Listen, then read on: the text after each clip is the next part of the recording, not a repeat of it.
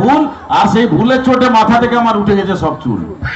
Madam বিশ্বাস করুন, চলার পথ তো সোজা ছিল, হঠাৎ এসে গেল বাঁক।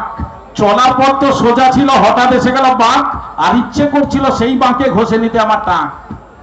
না না, আমি টাক ঘষে নেবো, আপনি হাসছেন ম্যাডাম? আমাকে একবার জিজ্ঞেস করবেন না কেন টাক ঘষে নিতে ইচ্ছে হচ্ছে? হ্যাঁ হ্যাঁ বলুন ম্যাডাম। কেউ বলে এটা খেলার মাঠ, কেউ বলে ফুটবল। আপনার কি তাই মনে হয় ম্যাডাম? কেউ বলে এটা খেলার মাঠ, কেউ বলে ফুটবল, কেউ বলে না রে ভাই এটা তো পিতলের গামলা, বাড়ি নিয়ে পালিয়েছ।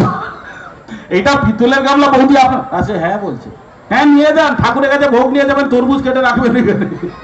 কি টেনশন, শুধু এটা নয়, আমার বউ আমাকে ছাড়ছে না বৌদি। বউ বলে ডিসেন্টিনা দরকার নেই আর কেবিল।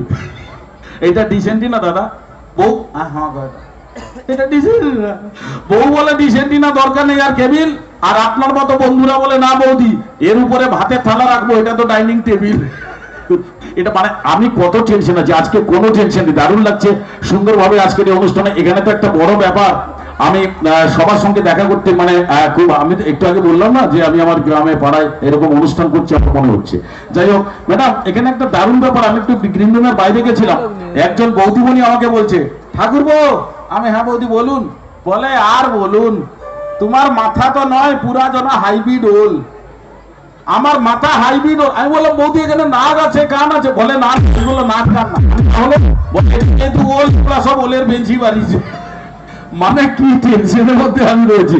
আজকে কোনো টেনশন নেই, এত সুন্দর সঙ্গীত শিল্পী যেহেতু আপনাদের সবার সামনে রয়েছেন, আমরা তো অবশ্যই আমাদের সব টেনশন দূর করে দেওয়ার জন্য উনি পরিবেশন করছেন আপনাদের সবার পছন্দের গান। এবার আপনাদের সঙ্গে তার মিলিয়ে এখন যে গানটি শুনবো অবশ্যই আপনাদের সবার ভালো লাগছে, দারুণ লাগছে। আসুন গান শুনুন।